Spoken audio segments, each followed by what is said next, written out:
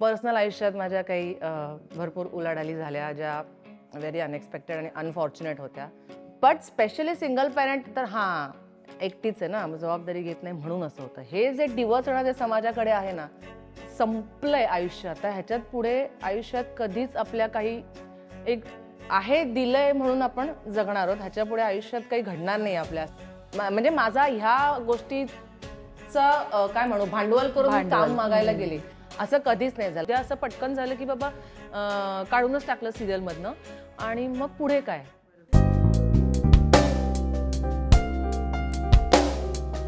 कशी आहेस? व्हॉट्सअप काय चाललंय? मस्त मजेत आहे. काम सुरू आहे. नवीन कामाचा शोधही सायमल्टेनियसली सुरू आहे. जे चाललंय त्यातनं समाधान मिळते. चांगलं चाललंय. अगदी. मी ना तुला म्हणजे आता प्रॉमिनेंटली विजेत्यापासून बघते असं म्हणेन मी.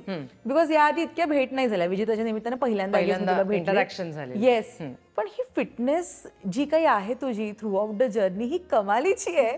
तू अशीच आहेस आधीपासून का खूप जास्त लक्ष देते स्वतःकडे? अजिबात अशी नाहीये. फर्स्ट ऑफ ऑल मी खूप जास्त फूडी आहे. मला खायला प्रचंड आवडतं आणि लहानपणीच फक्त खरं तर नाही म्हणता येणार कारण मी कॉलेज संपेपर्यंत आय वॉज चबी. म्हणजे माझ्या कॉलेजच्या ग्रुपमधले काही जण मला अजूनही जाडे अशी हाक मारतात. माझी बहीण अजूनही मला जाडा अशी हाक मारते. हा म्हणजे एवढी मी चबी होते व्यवस्थित. बट कॉलेज संपल्यानंतर जेव्हा असा सिरियसनेस आला की बाबा हा हे क्षेत्र आपण करिअर म्हणून पाहतोय तेव्हा आणि व्हेरी ऑनेस्टली तेव्हा सुरुवात खरं अशी झालेली की आपण जरा दिसायला बरे दिसू बारीक झाल्यावर म्हणून आपण वजन थोडं कमी करूया. की तेव्हा इन डिटेल त्याचं महत्त्व माहिती नसतं ना. तेव्हा कॉलेज संपल्या असं की हां ह्याच्यात करिअर करायचं आपण छान दिसलं पाहिजे प्रेझेंटेबल असलं पाहिजे हा एवढाच फोकस होता तेव्हा व्यायामाकडे येण्याचा. पण नंतर जसं हळूहळू त्याच्यात शिरत गेलो तसं त्या व्यायामाचं ओव्हरऑल आपल्या लाईफमध्ये कसं महत्त्व आहे किंवा हेल्दी लाईफस्टाईल आपण जे म्हणतो खाणं आपलं कॉन्शियसली होत जाणं हे हळूहळू येत गेलं. पण कॅमेरासाठी आणि चांगल्या लाईफस्टाईलसाठी करावं लागतं. डेफिनेटली. आणि त्याने किती नाही म्हटलं तरी फरक पडतो आणि फक्त तो दिसण्यापुरता सीमित नाहीये अगं. त्याने तुमचे विचार तुमचा अप्रोच तुमची बॉडी लँग्वेज अगदी मला तर असा फरक जाणवायला लागला की तुम्ही रोलवर जे तुमचं काम करतात त्याची जी तुमची प्रोसेस आहे अख्खी त्याच्यातही खूप फरक पडतो. कारण हे फक्त शारीरिक एवढं लिमिटेड नाही आहे हा व्यायाम हा प्रकार. तो तुमच्या मानसिकतेशी ही रिलेटेड आहे. त्याने त्याच्यातही खूप इम्प्रूव्हमेंट होते डेव्हलपमेंट होते. सो तो महत्त्वाचा आहे त्यामुळे त्याच्याकरता वेळ काढणं गरजेचं आहे असं मला वाटतं. अगदी. आणि ही मालिका जेव्हा सुरू झाली थोडं तुझं थोडं माझं त्यानंतर तुझ्याबद्दलची बातमी आली होती की 10 वर्षानंतर तू मालिका विश्वात कमबॅक करतेस. चित्रपट आले होते तुझे मध्यंतरी विजेता आला होता त्यातला एक. सो मला सांग 10 वर्षाचा ब्रेक का मालिका विश्वासाठी? ब्रेक व्हेरी ऑनेस्टली तो पण असा डेलिबरेटली खरं तर नव्हता घेतला मी. हां सुरुवात तर डेफिनेटली या गोष्टीने झाली की आय वॉज प्रेग्नंट. त्यातही मी 4-5 महिन्यांपर्यंत मला वाटतं नाटकाचे छडा नावाचं माझं मंगेश कदमने डिरेक्ट केलेलं नाटक तेव्हा सुरू होतं. त्याचे प्रयोग करत होते. मग त्याच्यानंतर प्रेग्नन्सीमुळे मी ब्रेक घेतला. डिलिव्हरीनंतर थोडा वेळ डेफिनेटली आपल्याला असं वाटतं की आपला मुलासाठी बाळासाठी आपण तो वेळ द्यायला पाहिजे गरजेचा आहे. सो तो एक नाही म्हटलं तरी विलिंगली मी 1.5-2 वर्ष त्याच्यात गेली माझी. त्याच्यानंतर हळूहळू मी काम सुरू करीन म्हटलं पण लगेच मला टेलिव्हिजन घ्यायचं नव्हतं कारण नाही म्हटलं तरी टेलिव्हिजन ही खूप मोठी कमिटमेंट ठरते अगं. आणि आपलं मूल लहान असताना एवढा वेळ देणं असं काही मला फार गरजेचं नाही वाटलं. सो मग तेव्हा मी छोटे मोठे काहीतरी ॲड्स म्हणा किंवा फिल्म्स ज्याची फायनाईट टाईमची कमिटमेंट असेल की बाबा मला माहिती आहे 10 दिवसानंतर परत मी घरी येणार आहे. कारण टेलिव्हिजनचं कसं होतं महिनोन-महिने वर्षोन-वर्ष तुमचं ते चालूच असतं. सो म्हणून मी तेव्हा ते डेलिबरेटली थोडं टाळलं. त्यानंतर पर्सनल आयुष्यात माझ्या काही भरपूर उलाढाली झाल्या ज्या व्हेरी अनएक्सपेक्टेड आणि अनफॉर्च्युनेट होत्या. सो मग त्याच्यातनं बाहेर येण्यात थोडासा वेळ गेला आणि मग कोविड लागला. सो त्याच्यात परत आणखीन 2 वर्ष गेली. असं करत तो गॅप अगदीच मोठा ऑलमोस्ट 10 वर्षाचा झाला. आणि त्याच्यानंतर मग मी स्वतःला प्रिपेअर केलं की आता आपण कामाला परत सुरुवात करूया. पण तेव्हाही मला असं नव्हतं की आता इतका गॅप गेलाय तर येईल ते काम घेऊया. तेव्हाही माझ्या काही प्रायोरिटीज ठरलेल्या होत्या की मला आउटसाईडची इनफायनाईट टाईमची कमिटमेंट नको होती किंवा बाहेरच जाऊन आता कारण कोविड नंतर बऱ्याच असं झालं सेट सगळे बाहेरच असायचे. सो समजा दिवस जरी तुमचे 8-10 लागणार असतील पण तुम्हाला तेव्हा बाहेर तिकडेच जाऊन राहायलाच लागेल. सो मला तसंही नको होतं. आणि फॉर्च्युनेटली तेव्हा ही सिरियल मला अप्रोच झाली नंतर तर त्यांना सगळ्यात पहिला प्रश्न मी अगं हाच विचारला होता की शूट कुठे असणार आहे. ते म्हणाले मुंबईतच कुठेतरी असेल. म्हटलं व्हेरी गुड. आणि दिवस किती लागतील वगैरे, मग अर्थात फायनान्शियल गोष्टी आणि रोल चांगला असणं माझ्यासाठी तेव्हाही महत्त्वाचं होतं, की आता असं नको आहे की बऱ्याच दिवसानंतर आपण येतोय तर ती म्हणजे होण्याची शक्यता दाट असते, की इनसिक्युरिटी असते आपल्याला, की आता हे नाही म्हटलं तर बरोबर. नेक्स्ट काम आपल्याकडे येईल की नाही. तर बऱ्याचशा गोष्टी तेव्हाही माझ्या चेकलिस्टमध्ये की हे असेल तर हे असेल तर हे असेल तर, आणि फॉर्च्युनेटली मग ह्या सिरियलच्या निमित्ताने त्या सगळ्या गोष्टीवर टिक झाली. सो मी परत टेलिव्हिजनला आले. अगदी. पण आपल्या बाळाला घरी ठेवून किंवा आपल्या पर्सनल आयुष्यामध्ये खूप घडत असतं, पण ते सगळं एका बाजूला ठेवून करिअर, आपली फायनान्शियल स्टेबिलिटी या सगळ्यावर फोकस करणं, मानसी मला सांग हाऊ इट इज एका स्त्रीसाठी किंवा एका अभिनेत्रीसाठी? ही तारेवरची डिफिकल्ट कसरत असते. आहे. आणि जसं तू अगदी करेक्ट विषयाला हात घातलास, फायनान्शियल स्टेबिलिटी. कारण काय होतं, हे क्षेत्र जरी लोकांसाठी मनोरंजन म्हणून असलं तरी आपल्यासाठी ते अर्थांजनही आहे. ही गोष्ट आपण किती म्हटलं तरी डिनाय करू शकत नाही. बऱ्याचदा असं तो लोकांना वाटतं की अरे हे काम हिने का घेतलं, किती तुकार आहे हे काम. पण तिने का घेतलं असेल ह्याच्या मागची थॉट प्रोसेस ऑडियन्स म्हणून आपल्याला कधीच माहिती नसते. त्यांची काही फायनान्शियल गणितं असतील, त्यांच्याही काही गरजा असतील. सस्टेन प्रत्येकालाच करायचं असतं ना. सो तेही असतं. त्यामुळे फायनान्शियल स्टेबिलिटी असणं हे खरंच गरजेचं होतं, नाही असं नाही म्हणणार मी. पण जसं तू म्हणालीस की मुलाची एका जबाबदारी घेऊन हे करणं, तर ना बायकांच्या मध्ये बऱ्याचदा असं होतं की गिल्ट येतं अननेसेसरी, की अरे आपला हा वेळ आपण बाळाला दिला पाहिजे. सुरुवातीला मलाही असं झालं, मी अगदीच नाकारणार नाही. मलाही असं व्हायचं की अरे मला आता घरी असायला हवं, किंवा सेटवर असताना समजा फोन केला, काय करते ती, तर अरे जरा तिला त्रास होतोय, रडते, तर मग आपला लगेच असा जीव कासावीस होतो, असं होतं. पण हळूहळू माझ्या असं लक्षात आलं की नाही आहे गरजेचं तेवढं. लाईक जसं आता मी बिंग सिंगल पॅरेंट ही वेगळी केस आहे, but just in case normal एका फॅमिलीमध्ये पण बाळ लहान असताना जर बाबा जाऊन ऑफिसमध्ये काम करतो, त्याला कधीच गिल्ट येत नाही का काही वाटत नाही, तर मला असं वाटतं की तसंच आता माझ्या घरी अर्थार्जन करून घर चालवणं ही माझी तितकीच जबाबदारी आहे. सो मला बाहेर जाताना समजा मला तिला माझ्या इनलॉजकडे ठेवून जाणं, किंवा तिच्या आजी आजोबांकडे ठेवून जाणं, किंवा फॉर दॅट मॅटर अगदी पाळणाघरात ठेवून जावं लागलं, तर मला त्याच्याबद्दल गिल्ट येण्याचं कारण नाही आहे, कारण घर चालवणं ही माझी जबाबदारी आहे. म्हणजे जमचा असं असतं की मी तिला सोडून कुठेतरी पार्ट्या करत बसले, उंडारतच बसले, तर मुद्दा निराळा, मग तो थोडा बेजबाबदार वागण्याकडे झुकतं ते. पण घर चालवण्याची जी जबाबदारी आहे ती घेताना मला असं वाटतं गिल्ट येण्याचं खरंच गरज नाहीये. मग तो प्रश्न येतो इमोशनल अटॅचमेंटचा, की त्याच्यामुळे आपल्याला असं वाटतं की अरे मला राहायचंय तिच्यावर, ती राहू शकते, असं नाहीये की माझ्या नसण्याने तिला त्रास होते किंवा तिच्या अपब्रिंगिंग मध्ये काही प्रॉब्लेम्स होतात, पण मला तिच्याबरोबर टाइम स्पेंड करणं हे मी मिस करते, हा एक मुद्दा निराळा होतो. सो तो मॅनेज करताना पण मला डेली सोप स्पेशली घेतल्यानंतर थोडा वेळ गेला, कारण मला सतत तिच्या अवतीभोवती असण्याची सवय झाली होती. सो एका पॉइंटला म्हणजे मी जरी घरी फोन करायचं सतत, तर आई म्हणायची अगं ठीक आहे, ती ओके आहे, तू काय एवढी काळजी करतेस, आईचं काळी. मला सवय होते आणि मला असं सतत नाही तिचं कसं होईल, नाही तिचं कसं होईल, तर तिचं व्यवस्थित होत होतं. मग ते इमोशनल प्रश्न येतो, मग तो जबाबदारी किंवा काय म्हणू गिल्टचा प्रश्न नाहीये हा, आणि मला वाटतं सब्जेक्टिव्ह आहे. प्रत्येक जण किती स्ट्रॉंग आहे आणि किती स्ट्रॉंगली ते डील करू शकतं ह्याच्यावर आहे ते. अगदी. किती वर्षाची झाली ती आता? आता ती 7.5 तिसरीत आहे. तिसरीत आहे ती आता. तू सिंगल पॅरेंटिंग आत्ता विषय काढलास. खरं तर सिंगल पॅरेंटिंग हा शब्द आपण पटकन बोलतो, but comes with lots of responsibilities. Indeed. आणि म्हणजे डोळे खोलूनच बसणं गरजेचं असतं सतत हे करताना. मला सांग, तू कसं करतेस इतके वर्ष सिंगल पॅरेंटिंग? मला म्हणून काय, आणि त्याच्याकरता अगं काय होतं ना, बऱ्याचदा आपल्याला वाकडेपणा घ्यायला लागतो. ह्याचं कारण कसं होतं की स्पेशली ज्या घरात मुलं अशा घरात असतात ना जिथे आजी आजोबा पण असतात, तिथे त्यांना काय असतं, त्यांच्यासाठी तो लाडोबा असतो, पण जबाबदारी आपल्यावर येते. उद्या जर काही तिच्या बाबतीत किंवा तिच्याकडून काही चुकून घडलं, तर पेरेंट म्हणून जबाबदारी ती माझी असणार. आईचं लक्ष कमी आहे. आणि कसं होतं ना, जसं तू आता म्हणाली single parenting, it comes with lot of responsibility. ह्याचं कारण की समजा नॉर्मल फॅमिलीमधला पण एखादा मुलगा इररिस्पॉन्सिबल वागला ना, तर इश्यू होतात, नाही असं म्हणत नाही मी, लोक बोलतात. बट स्पेशली सिंगल पॅरेंट तर एकटीच आहे ना, जबाबदारी घेत नाही म्हणून असं होतं. हे जे डिवचणं जे समाजाकडे आहे ना, त्याच्यामुळे जास्त आपल्याला मला वाटतं ते डोळ्यात तेल घालून लक्ष देणं गरजेचं आहे. कारण ना आपण इथून अलर्ट असतो की उद्या काहीही झालं तरी हे सगळं माझ्यावर येणार आहे.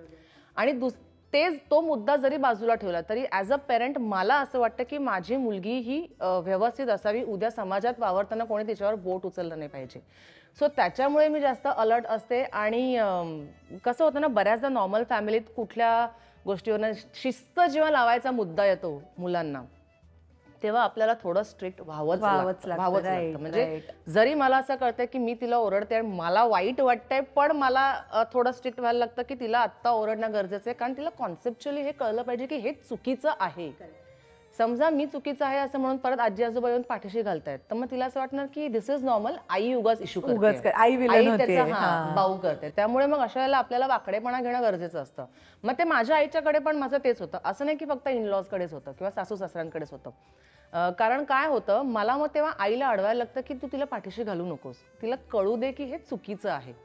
मग ते आईशी भांडणं किंवा सासू सासऱ्यांशी भांडणं की हे तिच्या बेटरमेंटसाठी आहे, हे त्यांना समजवणं, ह्याच्यासाठी आपल्याला वाकडेपणा घेणं गरजेचं होतं.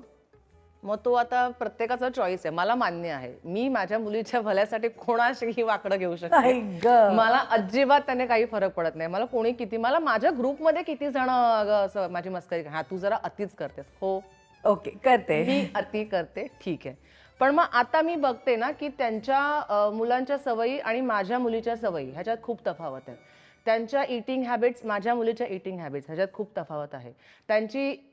त्याच्यामुळे बिल्टअप झालेली त्यांची इम्युनिटी, माझ्या मुलीची इम्युनिटी ह्याच्यात खूप तफावत आहे.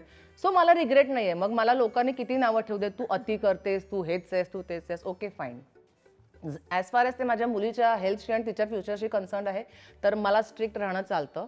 आणि त्याच्यामुळे मग काही जर इश्यू किंवा वाकडेपणा कोणाकडनं माझ्याकडे येणार असेल तर मला तो अगदीच मान्य आहे. क्या बात आहे. पण मानसी, तू स्ट्रॉंग कशी राहतेस? स्ट्रॉंग आणि खुश दोन्ही बद्दल सांग. मी ॲक्च्युली याच्यासाठी 2 वर्ष घेतली खरं तर. कारण जेव्हा मी तुला जसं म्हटलं, मधल्या काळात माझ्या आयुष्यात काही अनफॉर्च्युनेट इव्हेंट घडले, मला लिटरली आपण म्हणतो ना, आभाळ कोसळणं ही जी म्हण आहे किंवा पायाखालची जमीन सरकणं हे काय असतं हे मी लिटरली अनुभवलंय. आणि मला असं तेव्हा खरंच वाटायचं की संपलंय आयुष्य आता, ह्याच्यात पुढे आयुष्यात कधीच आपल्या काही एक आहे दिलंय म्हणून आपण जगणार आहोत, ह्याच्या पुढे आयुष्यात काही घडणार नाही आपल्या, असं ह्या स्टेजला मी खरंच आले होते तेव्हा. पण हळूहळू माझ्या असं लक्षात आलं की माझी ही जी मेंटॅलिटी होत चालली आहे ह्याचा फरक माझ्या मुलीवर होतोय. आणि तिथे माझे खाडकन डोळे उघडले की तिला तर काही माहीतच नाही, तिला कळलंही नाही की काय लॉस झालाय तिच्या आयुष्यात, एवढी ती लहान होती तेव्हा. शी वॉज जस्ट 2 or 2.5 समथिंग. हां, आणि मग मी सतत डिप्रेस, सतत रडणं, ह्याच्यामुळे ना तिची मेंटॅलिटी हळूहळू बदलत चाललेली, ती क्रँकी होत चाललेली. तिला कळायचं नाही हाऊ टू एक्सप्रेस, मी कोणाकडे एक्सप्रेस करू, आईच आधी अशी सतत रडते तर मी काय करायचं, आणि तिचं ते समजण्याचं वयही नव्हतं. तेव्हा मला लक्षात आलं की मला असं गळून चालणार नाहीये, मला काहीही करून स्ट्रॉंग उभं राहायला हवंय, कारण ती माझ्याकडे बघून उभी राहणार आहे तिच्या आयुष्यात. कारण आता तिच्या आयुष्यात एकच फोकस आणि एकच आयडल आहे. जसे आपल्या आयुष्यात बेसिक, आपल्या आयुष्यात एका फॅमिलीमध्ये आई बाबा हेच आपले पहिल्या डोळ्यासमोर असतात ना, तर तिच्या डोळ्यासमोर फक्त मी एकटीच आहे. आणि मीच जर सतत अशी राहिले तर यू नेव्हर नो तिची डेव्हलपमेंट कशी होईल पुढे, आणि ते मला अजिबात अफेक्ट होऊ द्यायचं नव्हतं. सो मला असं वाटलं की ठीक आहे. आणि असंही मला मुळातच आहे ना, आपलं दुःख फार लोकांकडे एक्सप्रेस करत बसायला, त्याच्यावरनं sympathy, I hate sympathy. I am capable enough, तर मला लोकांची सिम्पथी नको अजूनही. म्हणजे मी त्याच्यानंतरही, ब्रेक नंतर जेव्हा पण लोकांना कामासाठी फोन करायला सुरुवात केली दर्शना, मी कधीच कोणाला असं नाही सांगितलं की म्हणजे माझा ह्या गोष्टीचं काय म्हणू, भांडवल करून काम मागायला गेले, असं कधीच नाही झालं. मी जेव्हा पण लोकांना अप्रोच केला, मी असंच म्हटलं की मला काम करायची इच्छा आहे, जर तुम्हाला वाटत असेल की मी त्या योग्यतेची आहे तर प्लीज डू कन्सिडर. मी आता काम परत सुरू करायचा विचार केलाय, मी असं सांगते, because I hate sympathy. So मला असं नको की तिच्याही आयुष्यात पुढे तिने ह्याच नोटवर तिची मानसिक जडणघडण अशी व्हावी. त्याच्यामुळे आणि असंही नाही झालं की म्हणून मी काय म्हणू खूप फेक वागायला लागले, असंही नाही. माझ्यात आतूनच आलं ते की आता बास, आपलं दुःख आहे तो एक कप्पा आहे, आणि त्याच्यावर ना लोक जज पण करतात की अरे हिला काही पडतच नाही, ही नॉर्मलच वागते. तर माझ्या आत काय चाललंय ना हे मला माहिती, बरोबर आहे, 100%. आणि हे प्रत्येकाला सांगायला आणि जस्टिफाय करायला मी बांधील नाही. लोकांना माझ्याबद्दल जे वाटायचंय ते वाटू दे, पण मला माहिती आहे माझ्या त्या जबाबदाऱ्या काय आहेत. माझ्या मुलीला मला काय फ्युचर द्यायचंय, त्याच्यामुळे मी माझा आयुष्याकडे बघण्याचा दृष्टिकोन कसा ठेवलाय हे माझं मला माहिती आहे आणि प्रत्येकाला उत्तर द्यायला मी बांधील नाहीये. सो ही एक जी गोष्ट आहे ह्याच्यामुळे मला खूप स्वतःला बदल पॉझिटिव्हली घडवून घेण्यात स्वतःमध्ये मला खूप मदत झाली. कोण कोण होतं त्यावेळी मदतीला, की ज्यांनी ना मेंटली स्ट्रॉंग राहणं खूप गरजेचं असतं? नाही तर असं असतं की खूप डल मुवमेंट्स असतात आणि आपणही त्या डल मुवमेंटमध्ये वाहवत जाऊ शकतो. आपल्या आजूबाजू होऊ शकतं. मी तर हे स्वतःच्या अनुभवाने सांगते, कारण मला खरंच असं वाटायचं की नको आता काम नको, काही नको, काही नको. पण जसं तू आता म्हणालीस, अशा वेळेला कोणीतरी स्ट्रॉंग माणसं आपल्या आयुष्यात असणं फार गरजेचं आहे. सो डेफिनेटली माय इमिजिएट फॅमिली, माझी आई, माझे इनलॉज हे तर माझ्या सपोर्टला होतेच. पण मला सगळ्यात मोठा एकदम स्ट्रॉंग सपोर्ट तू म्हणालीस ना, तर माझी सख्खी बहीण, जी खरं तर इंडियात नसते, ती युकेला सेटल्ड आहे. आणि अनफॉर्च्युनेटली तेव्हा हे पॅन्डेमिकमध्येच घडल्यामुळे शी कुडंट ट्रॅव्हल. बरोबर. कारण तेव्हा एक तर इंटरनॅशनल ट्रॅव्हलिंग खूप जास्त लिमिटेशन्स होते. परत आल्यानंतर मध्ये 14 दिवसांचं क्वारंटीन वगैरे, म्हणजे येणारच मोजके दिवस, त्यातले जर 14 दिवस क्वारंटीन मध्ये जाणार, परत इकडनं ते लोक तिकडे गेला त्यांना तिकडे क्वारंटीन होणार. सो मीच त्यांना म्हटलं की येऊ नका. पण तिथे असून सुद्धा तिने कॉन्स्टंट माझ्याबरोबर टचमध्ये राहून मला जो सपोर्ट केलाय. आणि दुसरं अत्यंत महत्त्वाचं नाव, माझे गुरु स्वतःचे विश्वास सोहनी म्हणून माझे सर आहेत, जे उत्तम लेखक आणि दिग्दर्शक पण आहेत, ज्यांच्या हाताखाली मी शिकलेत. ही 2 माणसं हे माझे इतके स्ट्रॉंग पिलर होते माझ्या त्या बॅड फेजमध्ये की म्हणजे जसं तू म्हणालीस ना की 90% शक्यता असते अशा सिच्युएशनमध्ये माणूस डिप्रेशनमध्ये जाण्याची. 90%. कारण ना फिजिकल गोष्टींवर तुम्ही आजारपण काही आलं ना तर औषधं घेऊन बरे होऊ शकता. तुमच्या मनात जी घालमेल चाललेली असते ना त्याच्यावर औषध नाही आहे गं. तुमचं तुम्हीच त्याच्यातनं बाहेर पडणं हे गरजेचं आहे. आणि जर ते कधी आपण स्वतः करायला इनकेपेबल असू तर जसं तू म्हणालीस कोणीतरी स्ट्रॉंगली आपल्याला त्याच्यातनं बाहेर काढणं गरजेचं असतं. ते लिटरली खेचून काढण्या इतकंच डिफिकल्ट आहे. आणि ती जबाबदारी माझ्या बहिणीने आणि माझ्या सरांनी पूर्णपणे घेतली. सो मी लाईफ टाईम थँकफुल असेल त्याच्यासाठी. तू कधी सेकंड चान्सचा विचार नाही केलास? नाही, ऑनेस्टली नाही. म्हणजे मला बरीच जण माझ्या आजूबाजूच्या, आणि साहजिक आहे माझी आई वगैरे आहे, त्यांना लेक खूपच लहान होती. काळजी वाटणं, माझी बहीण सतत मला त्याच्यावरनं बोलत असते. बट ॲज ऑफ नाऊ नाही. म्हणजे not that I am restricting myself, but I don't feel like. मला जर आतून कधी वाटलं तर मी करेन हे विचार, पण मला नाही वाटत. म्हणजे काही कमी आहे माझ्या आयुष्यात जी मला भरून काढली पाहिजे असं मला नाही सध्या वाटत. आणि जी कमी आहे, जो लॉस झालाय तो भरून न निघण्यासारखा आहे. सो मी असा नाही विचार करते की आता हा लॉस झालाय तर हा भरून काढण्यासाठी दुसरं काहीतरी रिप्लेस करूया. मला नाही गरज वाटत. मला ह्याचीही पूर्णपणे कल्पना आहे की आत्ता मी माझं अख्खं आयुष्य माझ्या मुलीच्या भोवती आहे. एक काही स्पॅन ही परिस्थिती अशी राहणार आहे, त्याच्यानंतर तिचं विश्व होणार आहे. It goes without saying. हे आमच्याही लहानपणी झालंय की आम्ही आईबाबांपासून थोडे वेगळे झालो, मग आपल्याला फ्रेंड सर्कल जवळचं वाटतं, आईबाबा नकोशीच होतात, त्यांची शिस्त नकोशीच वाटते. तर अगदी काही काळाने ओवीच्याही बाबतीत तेच घडणार आहे ह्याचीही मला 100% कल्पना आहे. पण तरीही मला नाही सध्या असं वाटत. किती स्ट्रॉंग विचार आहेत हे तुझे. पण ना मला नेहमी हा प्रश्न पडतो की किती काय काय घडत असतं आपल्या आयुष्यामध्ये, पॅरलल ना शेवटी, आणि ते कुठेही चेहऱ्यावर न आणता तुम्ही कलाकार रोज स्क्रीनवर त्याच एनर्जीने, त्याच ग्लॅमरने आणि तो एक मेकअप चढवून काम करत असता. कुठून येते ही एनर्जी? मला जेन्युअनली हा प्रश्न पडतो. बिकॉज रोज काहीतरी, आता निगेटिव्ह करताना तर निगेटिव्हला कुठलं एक चौकट नाही आहे, हेच करायचं तेच करायचं, ते काही करू शकता, काही करू शकता. अशा वेळी एवढं जे बॅगेज आहे आपल्याकडे, आपल्या इमोशन्सचं, पर्सनल गोष्टींचं, ते जरा बाजूला करून त्या कॅरेक्टरमध्ये जायचं. कसे करता तुम्ही कलाकार यार हे सगळं? ते दर्शना त्याला काही उत्तर नाही आलं. ते मला वाटतं गॉड गिफ्ट आहे आणि म्हणून त्यांना आपण कलाकार असं म्हणतो. कारण आता जसं मला जर उद्या कोणी 9 to 5 जॉब रोज जाऊन तेच करायला सांगितलं तर मला नाही होणार. मला असं वाटतं की कसं हे लोक रोज तेच करायचं टेम्परामेंट आणतात, तसं मे बी जर ह्या क्षेत्राच्या बाहेरचे आहेत त्यांना ह्या क्षेत्राबद्दल असं वाटत असेल की कसं हे लोक करतात. बऱ्याचदा असं होतं की जेव्हा तुम्ही इमोशनली ऑलरेडी डिस्टर्ब्ड असता तर सीनसाठी परत इमोट करणं होत नाही तुमच्याकडनं. पण तेव्हा कसं होतं, सोयीचा भाग किंवा एक कलाकार म्हणून बेसिक आपल्याकडे ज्या कॅपेबिलिटीज आहेत त्याच्यावर आपण वेळ मारून नेतो, सीन होतो, ओके होतो. पण आपल्याला एक आतमध्ये असं कळतं की नाही, आज त्या सीनला आपण तिथे पोचलो नाही. हे होतं, नाही असं नाही. पण मला असं वाटतं त्याच्यातनं आपणच मग परत स्वतःला बाहेर काढायला पाहिजे. मग अशा वेळेला मी माझ्यापुरतं सांगते, मला सगळ्यांचं माहीत नाही. काहीतरी चांगलं वाचन, काहीतरी चांगलं बघणं आपल्या पाहण्यात आलं तर त्याच्यातनं मला तरी त्याच्यातनं एनर्जी मिळते, की अरे हे आज असं चांगलं पाहिलं ना, तर हे कुठेतरी आपण वापरूया. ह्या गोष्टींनी मी स्वतःला चार्ज करत राहते. कारण एनर्जी कुठनं तरी मिळणं गरजेचं आहे, हे मला अगदीच मान्य आहे. कारण ड्रेन व्हायला होतं, इमोशनली ड्रेन व्हायला होतं एका पॉईंटनंतर. कारण क्षेत्रही आमचं असं आहे की बाबा एक 9 to 5 जॉबसारखं तेच काम आहे, टेक्निकल गोष्टी आहेत आणि आपण करून घरी आलो असं नाही आहे. आमचं क्षेत्रही असं आहे ज्याच्यात इमोशनल इन्व्हॉल्वमेंट गरजेची असते, नाहीतर तो सीन बघताना खूप फेक वाटतो. आणि जसं तू म्हणालीस की जर आपल्या आयुष्यात आधीच खूप उलाढाली होत असतील तर परत म्हणजे जिथे तुम्ही इमोशनली डिस्टर्ब आहात तिथेच तुम्हाला इमोट करणं हे खूप डिफिकल्ट जातं, नाही असं नाही. पण मग मला असं वाटतं त्यातनं आपण स्वतःलाच स्ट्रॉंग ठेवायला पाहिजे की कट ऑफ कुठे करायचं, स्विच ऑन आणि स्विच ऑफ हे जे आमच्या क्षेत्राच्या बाबतीत म्हणतात त्या गोष्टी इथे खूप महत्त्वाच्या ठरतात. कारण सीन करत असताना पण तुम्ही तेच घेऊन आलात ना तर तुम्ही सीनला तुमचं 100% देऊ शकत नाही. आणि आपण कितीही म्हटलं ना की हे आमचं अर्थांजन किंवा असं क्षेत्र आहे, पण तरी ना माझं असं म्हणणं आहे की नाटकाला असू दे, सिनेमाला असू दे किंवा फॉर दॅट मॅटर टेलिव्हिजन जो आपल्याला फ्री ऑफ कॉस्ट बघायला मिळतो, त्याच्यावरही लोक अगदी बाकी काही नाही, पैसे नाही म्हटलं तरी अर्धा तासाचा वेळ तरी खर्ची घालतात तुमच्यासाठी. सो त्यांना आपण 100% देणं हे आपण बांधील आहोत त्याच्यासाठी असं मला वाटतं.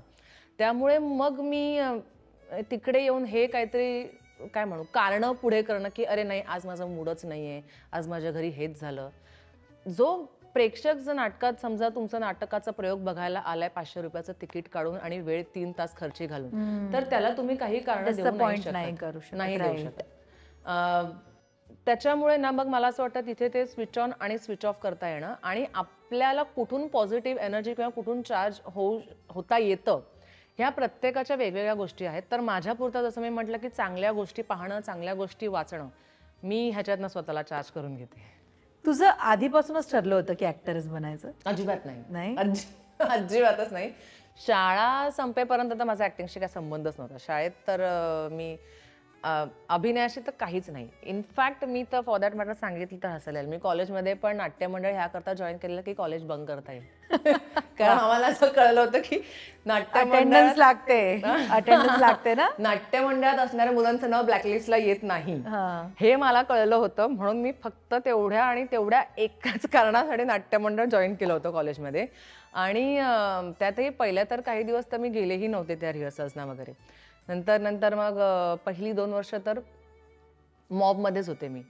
पण ती तालमींची प्रोसिजर जेव्हा सुरू झाली ना तर हळूहळू त्याच्यात ना इंटरेस्ट यायला लागला. मग लेक्चरला बसलेलं असताना सुद्धा असं वाटायचं की जाऊ दे नको आपण नेक्स्ट लेक्चरला रिहर्सलला जाऊया, बघूया तिथे काय घडतंय. मग तो हळूहळू इंटरेस्ट यायला लागला. मग तरी कॉलेज संपेपर्यंत मला वाटतं माझ्या डोक्यात मी एवढी क्लिअर नव्हते की व्यवसाय म्हणून या क्षेत्राचा आपण विचार करावा. मला असं वाटलं होतं की नोकरी बिकरी काहीतरी असेल बेसिक आणि मग साइड बाय साइड हे काहीतरी करू. प्लॅन बी काय होता तेव्हा? काहीच नाही, शून्य प्लॅन बी, अजिबात काही नाही. म्हणजे लिटरली जे घडेल ते just go with the flow असंच होतं. प्लॅन बी तर अजूनही माझ्या आयुष्यात काही नाहीये. मला आत्ताही या घडीला कोणी विचारलं की जर तू अभिनय क्षेत्रात नाही काम केलंस तर काय करशील, तर माझ्याकडे खरंच उत्तर नाही, काहीच उत्तर नाही की मी काय करीन. म्हणजे असं नाही की मी काही करू नाही शकणार, खूप गोष्टी करू शकेन, पण मी विचारच नाही केला की काय एक्झॅक्टली. म्हणजे गो विथ द फ्लो ह्याच्यामध्ये मी इतकी या फ्लो मध्ये आले ना की आणि मी रमले इथे. त्यामुळे नंतर हा थॉटच कधी आला नाही डोक्यात की if not this then what, हा विचारच कधी आला नाही. मग कॉलेज संपल्यानंतर पण पहिली मला वाटतं 1-2 वर्ष तर असाच टाइमपास चाललेला, काहीतरी राज्यनाट्य स्पर्धा करा, हे करा ते करा, कुठेतरी असंच कॅरेक्टर रोल आणि छोटं मोठं करा. मग व्यावसायिक नाटकं ह्याच्यातनं मग हळूहळू जेव्हा एखादी सिरियल मिळाली पहिली तेव्हा असं वाटलं की ओके होऊ शकतंय काम ह्याच्यात. आणि फॉर्च्युनेटली घरनं पण तसा सपोर्ट होता, त्यामुळे मग ह्याच क्षेत्रात आले. पहिलं काम मिळालाच युजली ना वेळ जातो, पटकन मिळत नाही पहिलं काम. तर ती जी पहिली मालिका किंवा पहिलं व्यावसायिक नाटक तुला क्विक मिळालं का मध्ये पण वेळ गेला? काय सिरियसनेस होता ना या क्षेत्राबद्दलचा, आला होता ना तोपर्यंत सिरियसनेस होता की हा हे आपल्याला आवडतंय तर आपण ह्याच्यात काहीतरी केलं पाहिजे, एवढी जाणीव झाली होती. पण आता ते पण कसं झालं, माझी एकांकिकाच बघून रवी करमरकरनीच पहिल्या सिरियलसाठी मला अप्रोच केलं होतं. आणि तेव्हा आताचा जो साम न्यूज चॅनल आहे तेव्हा तो साम मराठी म्हणून फ्रिक्शनचा चॅनल होता प्रॉपर, बरोबर. न्यूज चॅनल बरोबर. आणि त्याच्यावर एक पहिली सिरियल, तो पण आणि पहिला नेमका विलनचाच रोल ऑफर झाला होता मला. आणि त्याच्यात मी म्हटलं ठीक आहे करूया, आणि केली सुरुवात. पण अनफॉर्च्युनेटली तो चॅनलच अगं एवढा वर्क नाही झाला. तर मला असं झालं की म्हणजे काय आता करूया ह्याच्यात पुढे, की आता रॅपअप करून काहीतरी नोकरीचं बघूया की काय. काहीच म्हणजे ॲब्सोल्युटली ब्लँकच होते मी. आणि फॉर्च्युनेटली मग त्याच्यात परत कुंकू नावाची झीला सिरियल आली आणि दॅट वॉज क्लिकिंग पॉईंट. कुंकू मिळाल्यानंतर मग मला असं होतं की नाही आता ह्या क्षेत्रात. कारण 2 गोष्टी, एक तर अर्थांजन मॅनेज होऊ शकतं ह्याचा अंदाज आला त्याच्यातनं. दुसरी गोष्ट आपण हे करू शकतो ह्याचा कॉन्फिडन्स आला. आणि अजून एक मी लपवणार नाही, खरं खरं सांगेन, फेम जे मिळायला लागलं, लोक आपल्याला ओळखतात, त्याने आपल्याला थोडी स्पेशल ट्रीटमेंट मिळते, हे आवडायला लागलं. म्हणजे असं नाही की त्याचा मोह आहे, पण गिव्हन अ चॉईस कोणाला नाही आवडणार, सगळ्यांनाही आवडेल, व्हेरी नॅचरल आहे. आणि मी त्यात लपवण्यासारखं काही नाही. सो तेही आवडायला लागलं. मग असं झालं की नाही, मग थोडे हातपाय मारून, नाहीतरी जॉब मिळवायला हातपाय मारायचेच आहेत, तोही कोणी सहजासहजी आपल्याला आणून देणारच नाही. मग जे घ्यायचे आहेत, मेहनत आणि जे एफर्ट्स लावायचे ते इथेच लावू जिथे आपल्याला आवड आहे. सो तिकडनं मग ते सुरू झालं. आणि रुळलीस त्यानंतर. सुरुवातीला ना इंडस्ट्री म्हणजे आत्ता तर सोशल मीडियामुळे म्हणा किंवा प्रत्येक जण वोकल झालंय किंवा अनेक प्लॅटफॉर्म उपलब्ध आहेत, त्याच्यामुळे माहिती आहे की इंडस्ट्री काय असू शकते किंवा कशा प्रकारे अवेअरनेस. हा एक्झॅक्टली. तू जेव्हा सुरुवात केली तेव्हा इतका अवेअरनेस नसेल, राईट? अजिबातच नाही. तुला भीती होती या क्षेत्राबद्दलची किंवा सुरुवातीला चाचपणत होतीस? हो हो हो, खूप खूप. म्हणजे मला कामं आली तर मी किती, अगदी आत्तापर्यंत मला काहीही कामं आली तरी मी सरांची कन्सल्ट करायचे, सर हे आले आपले. कारण आपल्याला इंडस्ट्री माहीतच नसते ना. आणि तेव्हा ना मला पटकन कोणाला दुखावायला असं खूप प्रेशराईज फील व्हायचं. I don't know Y. असं वाटायचं की आपण नवीनच आहोत, आपण कसं कोणाला, म्हणजे आउट ऑफ रिस्पेक्ट, की पटकन नाही कसं म्हणायचं कोणाला. त्यामुळे मला असं वाटायचं की नको, राहू दे, करून टाकूया. पण मग हळूहळू अनुभवाने लक्षात आलं की त्याने आपण स्वतःला डिग्रेड करतोय, की येणारं काम प्रत्येक घेऊन. कारण बघ, लोकांना हेच हवंय की आपलं काम करायला कोणतरी माणूस मिळावा. बरोबर. मग त्याचा एक्सपिरियन्स कमी असला तरी चालेल, पण कमी पैशात मिळाला तर बरं, आपण सांगू तसं अवेलेबल असेल तर बरं. मग जर आपल्याला आपला से आणि आपला एक ब्रँड उभा करायचा तर आपण आपल्या चॉईसेस ठेवणं हे गरजेचं आहे. आणि पोलाइटली का असे ना, आपले पॉईंट्स आपण पुटअप करणं गरजेचं आहे. हे हळूहळू सरांकडनं शिकून, अनुभवाने हळूहळू यायला लागलं. आणि पण जसं तू म्हणालीस तेव्हा सोशल मीडिया नसल्यामुळे भीती खूप वाटायची की म्हणजे कधीही ही फेक तर नसेल ना गोष्टी. हा, ते तर होतच आहे की हे खरं आहे का, आपल्याला आलेलं काम एकतर खरं आहे का. आणि दुसरी गोष्ट, तेच अर्थांजन म्हणून आपण निवडलंय आणि प्लस घरच्यांनी आपल्याला सपोर्ट केलाय म्हटल्यावर जबाबदारी आपली आहे. उद्या असं पटकन झालं की बाबा काढूनच टाकलं सिरियल मधनं आणि मग पुढे काय, हा एक प्रश्न असतो ना. आता एक अशी स्टेबिलिटी आहे, आता एक तो कॉन्फिडन्स आहे की बाबा हे नाही तर 4 महिने थोडे हालाखीचं जातील, परत काम येईल, हा एक कॉन्फिडन्स जो आत्ता आहे. तर तेव्हा वय पण एवढं समंजसपणा असण्याचं नव्हतं. प्लस नवीन ह्या क्षेत्रात आलेलं होतं, भीती तर खूप असायची. हा, पण फ्रेंड्स होते त्यावेळी कोणी या इंडस्ट्रीतले का नाही? जास्त नाही. फ्रेंड्स म्हणजे जो माझा कॉलेजचा एकांकिकांचा वगैरे जो ग्रुप होता नाट्य मंडळाचा, तो पण बऱ्यापैकी वेगवेगळ्या क्षेत्रात, पण ह्या क्षेत्रात आहे. म्हणजे कोणी कॅमेरामध्ये आहे, कोणी डिरेक्शनमध्ये आहे, कोणी ऍक्टिंगमध्ये आहे. सो ते ग्रुप असा म्हणशील तर तोच होता. बाकी कामाकडचे फ्रेंड्स हे मला आधीपासूनच असं वाटायचं की नाही, पहिल्या सिरियलला ऑनेस्टली कुंकूला मला असं वाटलेलं की नाही, आता हे आपले नवीन फ्रेंड्स होत आहेत, हे आपलं सर्कल आहे. तर आपण मग मी त्यांना घरी वगैरे बोलवायचे जेवणं, आणि खूप राहिले बिलेत कितीतरी जण त्यातले माझ्या घरी. आणि माझं असं व्हायचं की प्रत्येक वेळी मी सगळ्यांना असं खूप जोशाने की हा चला आता हा आपला ग्रुप, आता हा आपला ग्रुप. पण मग सिरियल संपल्यावर मग कोणी संपलं असं. तेव्हापासून मी ठरवलं, म्हणजे तेही म्हणजे काय म्हणतात ते समजायलाही खूप वेळ गेला मला की नाही, हे तेवढ्या पुरतंच आहे. आपला जो कॉलेजचा ग्रुप किंवा आपलं जे सर्कल असं आपण म्हणतो, हे तसं नाही. म्हणजे मला आय डोंट नो, माझं मत थोडं वेगळं असेल. मला अजूनही असं वाटतं की इंडस्ट्रीत असे घट्ट फ्रेंड्स असे नाही असू शकत समहाव, किंवा माझा तरी अनुभव तसा आहे. मे बी लोकांचा नसेल. तेवढ्या पुरतं जवळ येतं आणि लिटरली दर्शन असं वाटतं की म्हणजे हा माझा जीवाभावाचा आहे असं एकदम वाटावं, अशी वागतात माणसं. आणि नंतर आपला फोनही उचलत नाही. मग एका पॉईंट नंतर मला हे हर्ट व्हायला लागलं की प्रत्येक वेळी मी त्याच फेजमधनं जाते, एकदा दोनदा तीनदा मग आता मी स्वतःला ठरवून डिटॅच ठेवते सगळ्यांपासून की मला त्रास नाही होणार. म्हणजे असं नाही की, आणि त्याचा एक दुष्परिणाम पण होतो. लोकांना मी फार असं वाटतं की मी ॲटिट्यूड दाखवते, मी ॲरोगंट आहे. तर मला ते मान्य आहे. कारण मला माझा मेंटल पीस जास्त महत्वाचा आहे. कारण काय होतं, तुम्ही अटॅच होता लोकांना आणि लोक तुमच्याकडे तेवढ्या पुरताच पाहतात. सो प्रत्येक वेळी त्या चक्रातनं मला आता नाही जायचंय. आता माझे ऑलरेडी वेगवेगळ्या मेंटल इन्व्हॉल्वमेंटच्या प्रायोरिटीज ठरलेल्या आहेत. सो मला सगळीकडे परत त्याच्यातनं घुसायचं नाहीये. सो मी आता ठरवून डिटॅच ठेवते स्वतःला. पण व्हॉट नेक्स्ट की आता कुंकू केलं त्याच्यानंतर पुढे काय असा विचार तू आधीपासून करत आलीस कामाच्या बाबतीमध्ये? कारण ना एक काम संपलं की जसं तू म्हणालीस की 2-3 महिने वाईट जातील पण नंतर येईल काम. पण तीच एक फेज असते जी आपल्याला विचार करायला लावते की अरे पुढचं काम कधी येईल किंवा येईल ते चांगलंच येईल का?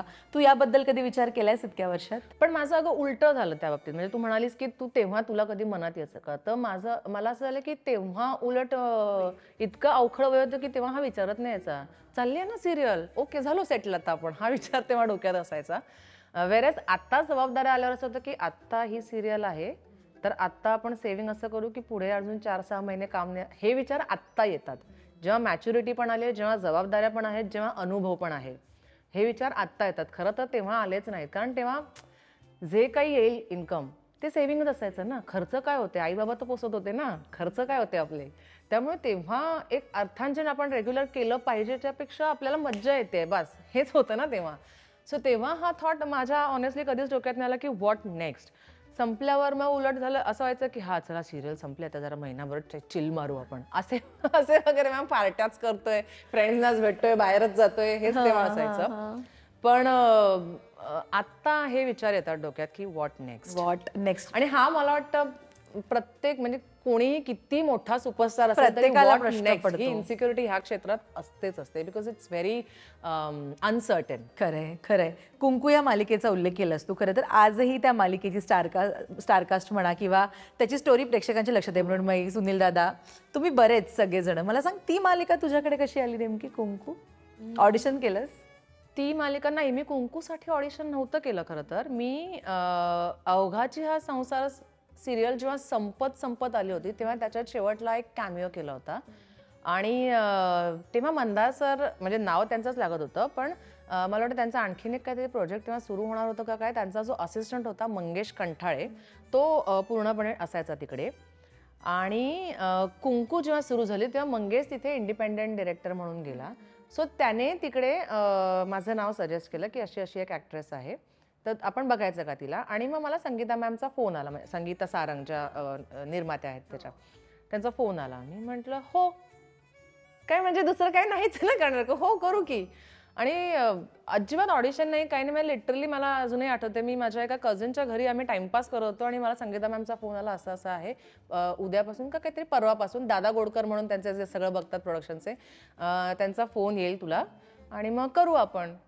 तर मला तरीही असा विश्वासच बसेना. आणि बरं असं असतं ना आपल्याला की आलं काम, तर तसंही काही नव्हतंच ना. मला आत्ता आश्चर्य वाटतं की कसलीच एक्साइटमेंट कशी नव्हती त्यावेळेस आपल्याला, की आलं ह्याचं नाही, गेलं ह्याचं दुःख नाही, काहीच नाही. आपल्या दुनियेत कसं काय होते मी मला आठवत नाही.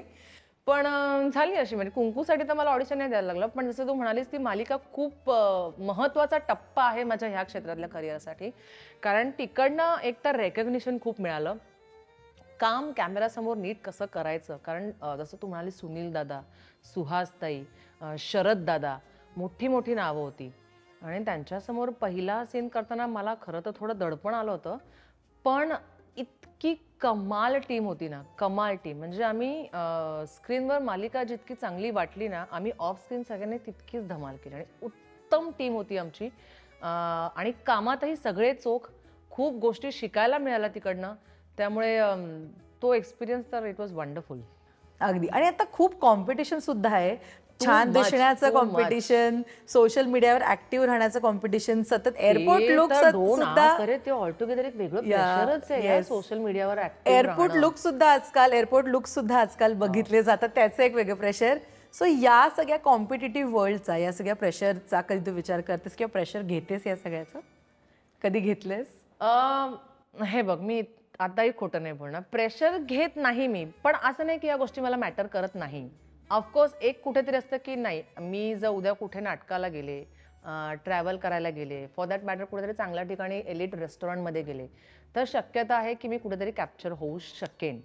सो ॲटलिस्ट कारण म्हणजे आधी जसं असं कसेही केस बांधा आणि चला आहे त्या कपड्यात निघा आणि चिल मारू असं नाही होत आता कितीही ठरवलं तरी. आणि हे not just because of media. आता बऱ्याचदा असं आपल्यालाही होतं ना की आपण केलं तर आपण जरा फोटो काढू आणि पोस्ट करू, तर आपल्यालाही असं वाटतं ना की आपल्या पोस्टमध्ये आपण छान दिसावं. सो त्यानिमित्तानेही आता थोडं ड्रेस्ड अप होणं इम्पॉर्टंट होतंच. आणि प्रेशर असं नाही, पण हां, तो एक अलर्टनेस, तो एक कोशंट आता आणखीन एक वाढलेला आहे. जसं आपण सेटवर रेडी होणं हा एक प्रकार असतो, तसं अदरवाईज पण आता बाहेर जाताना Ready होऊन जायचं. बेसिक रेडी होणं हे. कारण मला खूप काळापर्यंत मलाही असं वाटायचं की काय गरज आहे, आपलं काम बोलतंय ना, बस झालं. असं मला खूप काळापर्यंत वाटायचं. पण नंतर म्हणजे असं नाही की मला कोणी ह्याच्यासाठी प्रेशराईज केलं किंवा कोणी मला ह्याच्यासाठी ब्रेन वॉश केलं किंवा समजावलं आणि मग मी समजले, असंही नाही झालं. काय झालं, इव्हेंटला रिहर्सल्स वगैरे होतात ना डान्स इव्हेंटच्या वगैरे, तर तेव्हा मी असेच, आणि मी तेव्हा उलट म्हणायचे की अरे हे लोक सगळीकडेच का असे रेडी होऊन येतात ना, इथं नॉर्मल रिहर्सल आहे, शूट होईल तेव्हा तुम्ही रेडी होऊन या. पण आता कसं होतं की त्या रिहर्सलला सुद्धा कव्हरेज असतं, बिहाइंड द सीन्स. BTS हा जो एक कॉन्सेप्ट आलाय. सो मलाच असं झालं 2-3 ठिकाणी मला असं झालं की मी ते BTSचे बाईट्स बघितले आणि मला असं झालं की बाकी सगळे किती छान दिसतात आणि मी किती गबाळी वाटते दर्शनाने. मला असं झालं की का मी अशी गेले तिकडे. मग तेव्हापासून एक मलाच म्हणजे म्हणतात ना एक सीख मिळाली, शिकवण, की जरा आपण प्रेझेंटेबल राहूया. आणि सेकंडली आता काय होतं, आता समाजच इतका बदललाय की तू अदरवाईज पण बाहेर गेलीस ना तर कॉलेजच्या मुली पण आपल्यापेक्षा छान ड्रेस्ड अप झालेल्या असतात, असं एक मला दिसून येतं. मी रोज बघते ट्रेन मध्ये. तर मग त्याचा एक वेगळाच कॉम्प्लेक्स मला की अरे म्हणजे आई मला म्हणते की अगं तू सेलिब्रिटी आहेस आणि तुझ्याकडे बघ आणि तिच्याकडे बघ. तर मला असं झालं की हो ऍक्च्युली मी हा विचार करायला पाहिजे. कारण मला जरी मनात असं नसलं की मला असं वाटलं की okay I am a normal person, पण लोकांचा कदाचित माझ्याकडे बघण्याचा दृष्टिकोन असा असतो की ही पडद्यावर काम करणारी बाई आणि ही अशी काय राहते. तर प्रेशर असं नाही म्हणता येणार, पण ठीक आहे थोडं आपण, मग मला असं वाटायला लागलं की आपण थोडं नीटनेटकं राहण्यात काहीच हरकत नाहीये थोडे. आणि त्याच्याने एक स्वतःला पण असं वाटतं ना की आपण छान राहतोय, तो एक कॉन्फिडन्स आहे. त्यामुळे थोडं महत्व आहे, मी अगदीच नाही म्हणणार, पण मी त्याचं खूप प्रेशर वगैरे घेत नाही त्याच्यासाठी आता एक ड्रेस डिझाईन करून घेऊया वगैरे, एवढं नाही. तू उल्लेख केलास आता की आपलं काम बोलतं ना, खरं तर कामातनं काम मिळतं असं मी बऱ्याच कलाकारांकडनं ऐकलंय. तुझ्या बाबतीमध्ये सांग, असंच घडलंय, कामातनं काम मिळत गेलं तुला आतापर्यंत? फार कमी. कामातनं काम, फॉर दॅट मॅटर ओळखीतनं काम नाही, मला नाही. मी बऱ्याचशा गोष्टींसाठी न्यूट्रली लोक, म्हणजे अनोळखी लोक मला अप्रोच झालेत, मी बाकायदा लुक टेस्ट दिले आहेत, ऑडिशन्स दिले आहेत आणि मग काम आलंय. मी अगदी आता सांगितलं तर तुला खरं नाही वाटणार, मी आत्ता जी मालिका करते, इतक्या वर्षा टेलिव्हिजन करून सुद्धा मी आत्ता ही जी थोडं तुझं आणि थोडं माझं नावाची मालिका करते, त्याच्यासाठी सुद्धा मी घरनं माझं ऑडिशन शूट करून पाठवलं होतं, जे चॅनलकडे झालं बाकायदा. मग त्याच्यावर अजून एक व्हेरिएशन मागितलं त्यांनी, ते शूट करून मी पाठवलं आणि मग ते फायनल झालं. मला ओळखीतनं मे बी मला असं वाटतं की तिथे थोडासा माझा अप्रोच लॅक करतो. म्हणजे लोकांचे सतत नेटवर्किंग, सोशलायझिंग आणि हे जे असतं टचमध्ये राहणं, पिंग करत राहणं, हे जे असतं ना आउटिंग फ्रेंड्स बरोबर, just to be in that circle, असं हे स्किल माझ्याकडे नाही आहेत. मी जेव्हा शूट करत नसते ना तेव्हा मी माझ्यातच असते. फार कमी असं होतं की मी तेव्हा इंडस्ट्रीतल्याच लोकांबरोबर असते. मी एकतर माझी फॅमिली, माझं कझिन्स वगैरे, आमचा जे ग्रुप आहे तो, माझा कॉलेजचा ग्रुप, माझे सर, किंवा माझं काहीतरी सिनेमा बघणं, नाटक बघणं, ह्याच्यात असते. त्यामुळे मे बी बाहेर मला आता असं लक्षात आलंय, म्हणजे हे माझाच अनालिसिस आहे, मला माहित नाही लोकांना असं वाटत असेल की नाही, पण मला वाटतं लोकांना असं वाटत असेल की she is not interested may be असं. त्यामुळे नाही, मला ओळखीतनं आणि कामातनं काम असं फार रेअर कधीतरी मिळालंय. पण कोणतं ऑडिशन इतक्या वर्षातलं तुझ्या लक्षात राहतं? ते कदाचित खूप छानही झालं असेल किंवा खूप वाईटही झालं असेल, पण दिस इज इट, हे ऑडिशन कधीच विसरणार नाही. ते कोणतं तुझ्या गोष्टीतलं? त्याचं ऑडिशन मला ह्याचं सिएट टायरची एक ॲड मी केली होती इरफान खान बरोबर. त्याच्या आधी मी ॲड्स केल्या होत्या, नाही असं नाही, पण ना काय होतं, जेव्हा एक मोठा सेलिब्रिटी नेम किंवा ब्रँड अँबॅसिडर असं कोणी जर त्या ब्रँडशी रिलेटेड असेल ना, तर ऑडिशनच्या वेळेला मेन्शन होऊन येतं त्या मेसेजमध्ये की ह्यांच्याबरोबर करायचं आहे. So I was very excited. But ना ॲड हे क्षेत्र व्हेरी ऑनेस्टली असं ना की तिथे खूप जास्त कॉम्पिटिशन आहे, खूप जास्त, म्हणजे इमॅजिनेशनच्या पलीकडे. आणि खूप ऑडिशन दिल्यानंतर कधीतरी एखादी ॲड क्रॅक होते असं आहे.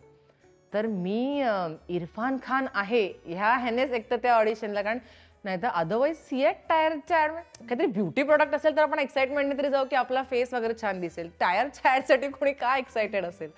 पण तरी इरफान खान आहे म्हणून मी गेलेले आणि मी ऑडिशन दिलं आणि तो जो घेणारा होता त्याला ते ऑडिशन ओके होतं अगं.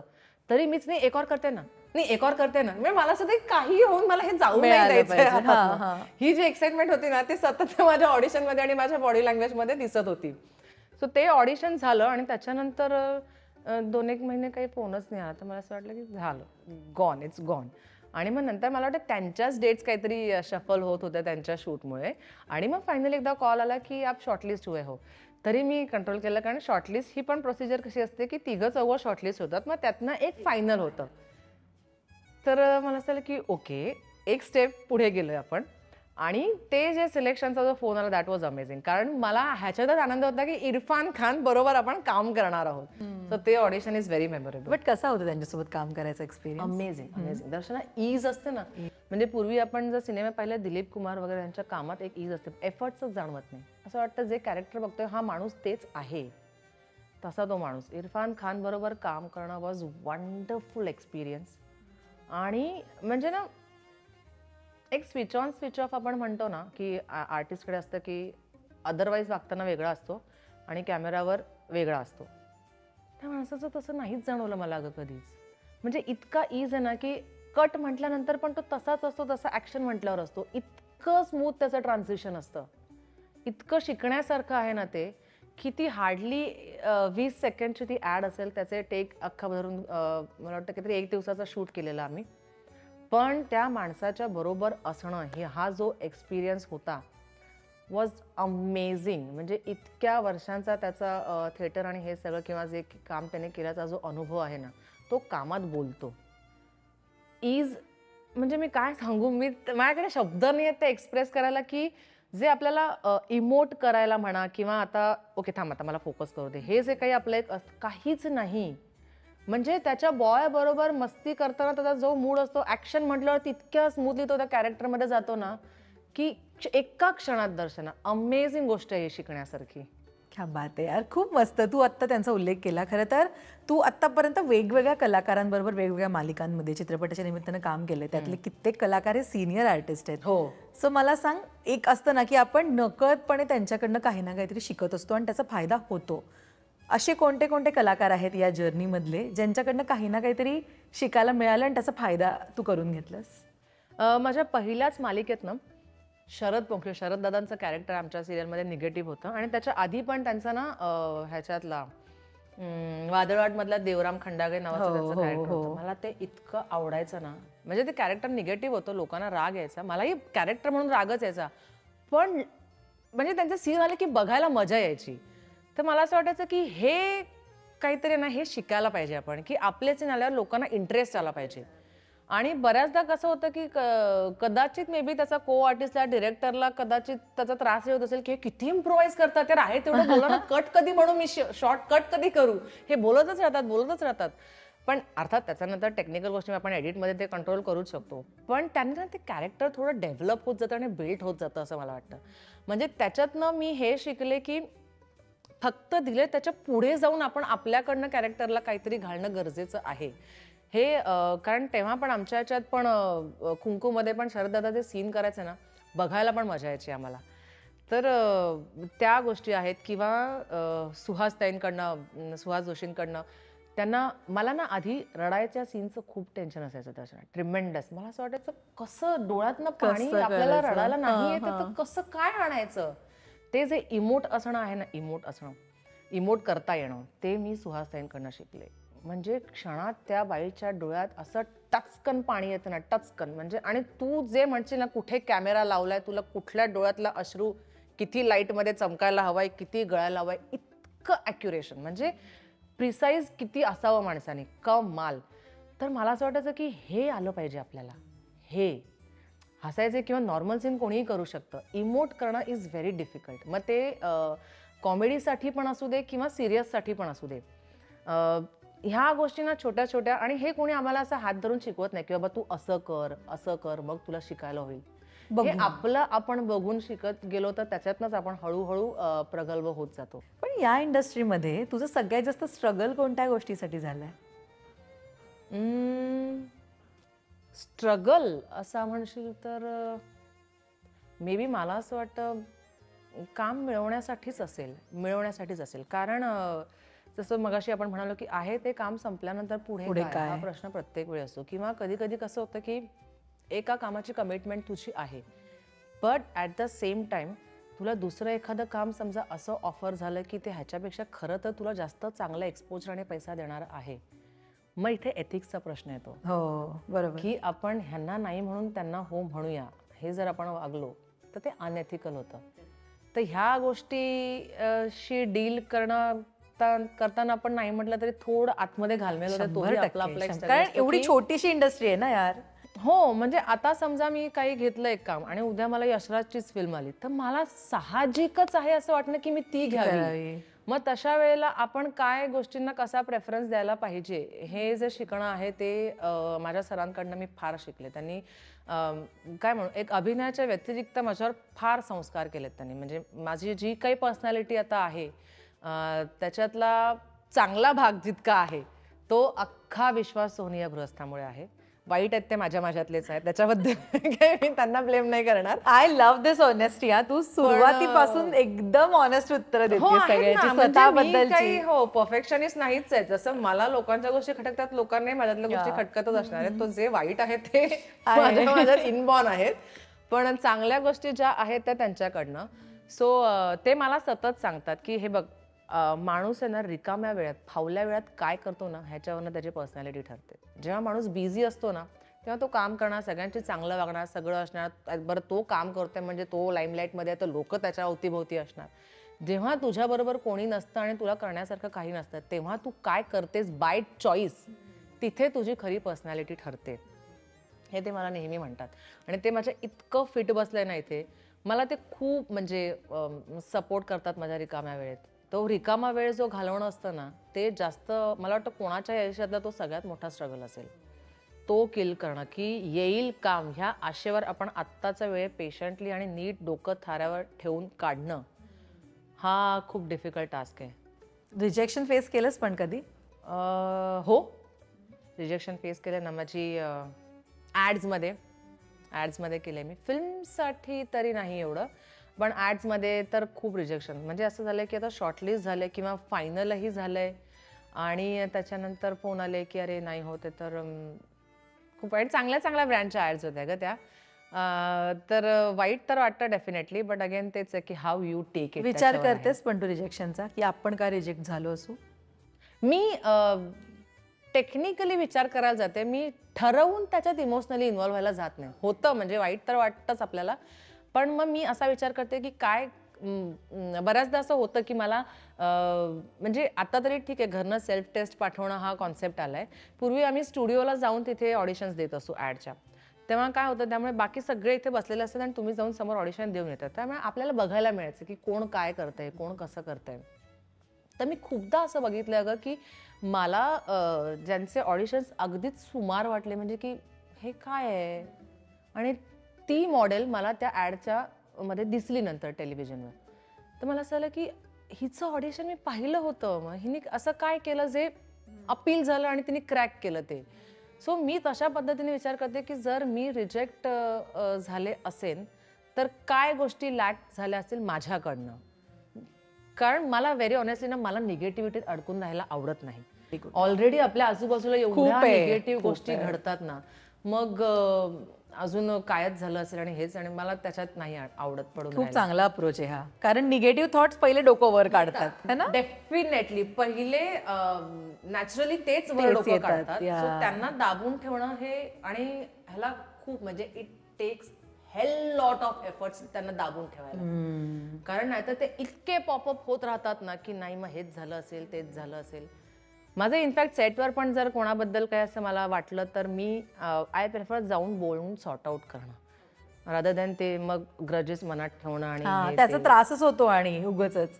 आणि कधीतरी असं होतं की नसेलही जे मला वाटतंय ते घडलेलं, काहीच घडलं नसेल असंही होतं की, त्यामुळे जाऊन सॉर्ट आउट करणं, नाहीतर मग विषय बंद करणं. त्याच्यात त्याच्यात त्याच्यात त्याच्यात घुसत राहून ते अजून उगाळत बसणं हे मला नाही आवडत. क्या बात, खूप खरंच खरंच मस्त अप्रोच आहे. कारण आत्ता ना पॉझिटिव्ह विचार यायच्या आधी निगेटिव्ह गोष्टी पहिले डोक्यात येतात, मग आपण म्हणतो, प्रत्येक जण आता म्हणतो की नाही पॉझिटिव्हिटी पॉझिटिव्हिटी, बट लाय पहिले डेफिनेटली.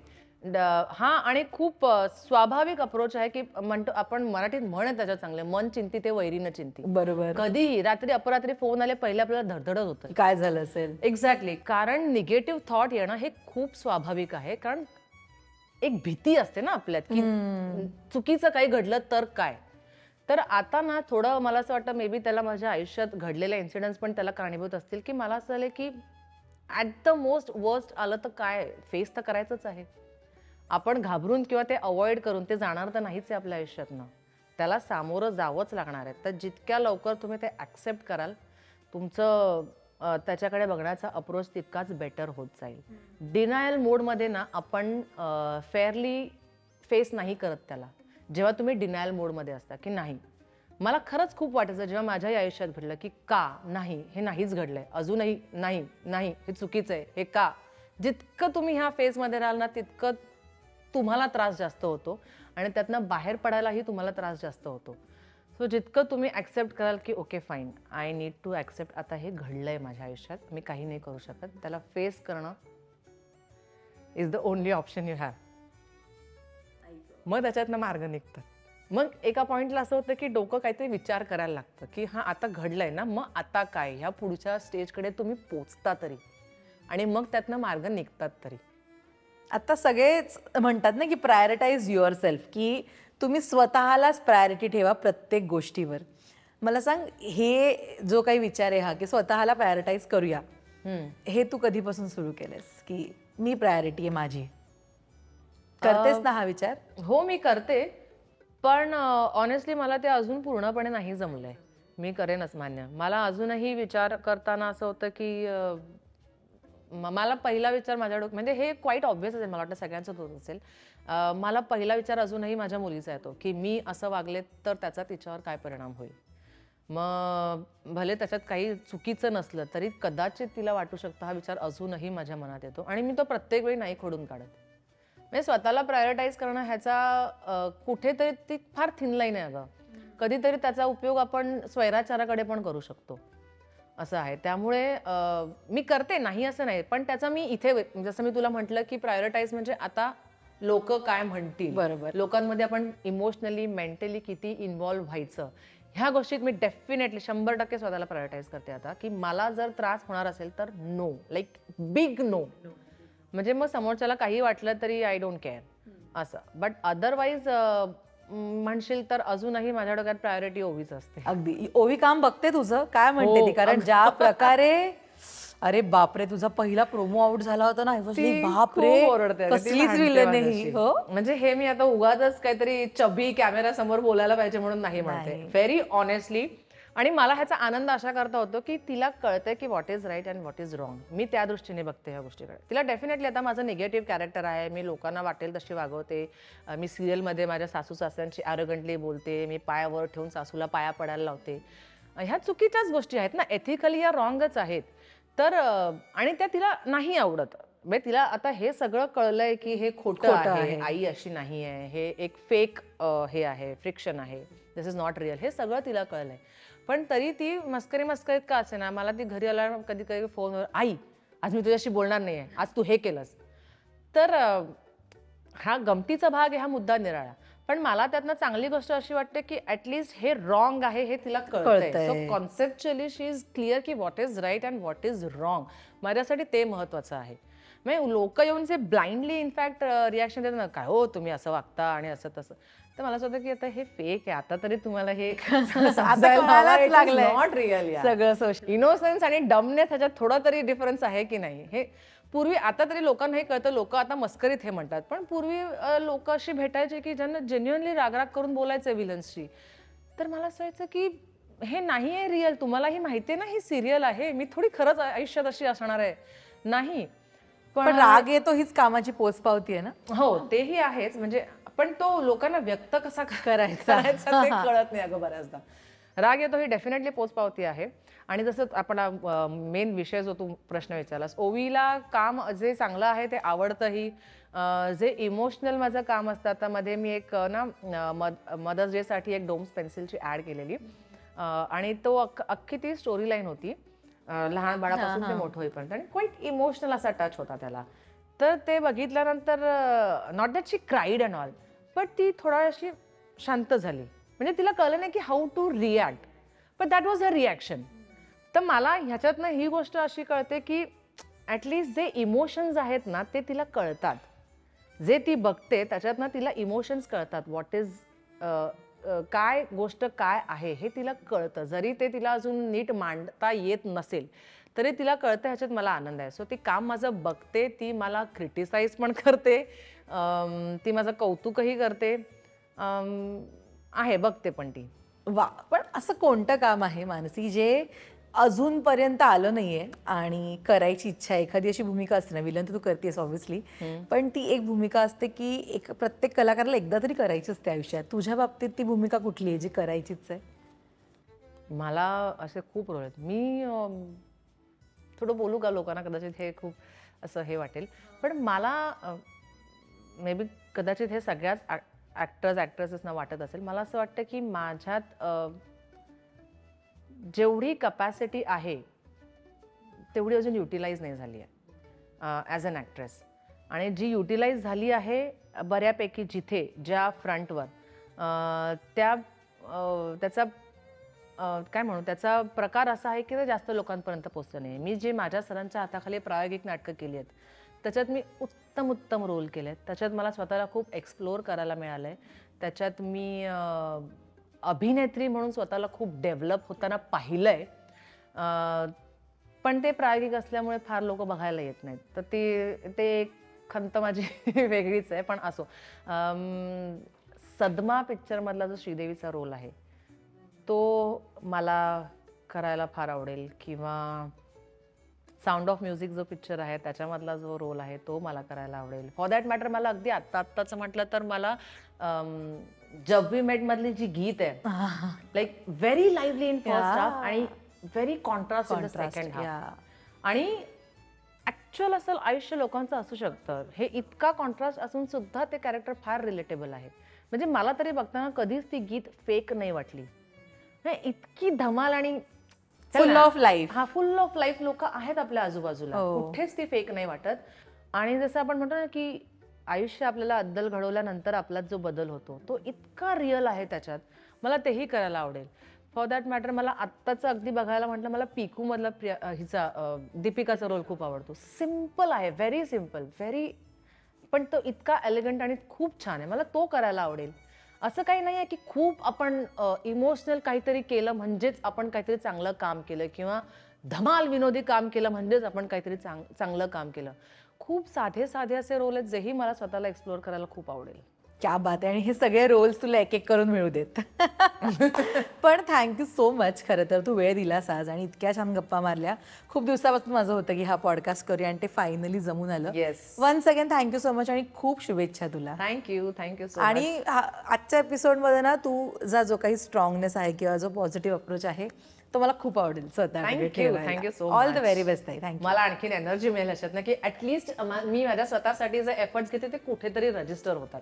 कारण बऱ्याचदा काय होतं, आपण एफर्ट्स खूप घेतो पण ते अननोटिस राहिले ना की एक आपल्यालाच थोडंसं अरे यार एवढं मी केलं आणि कोणी बघितलंच नाही, असं नाही म्हटलं तरी आपल्याला आपल्या आत होत असतं ना.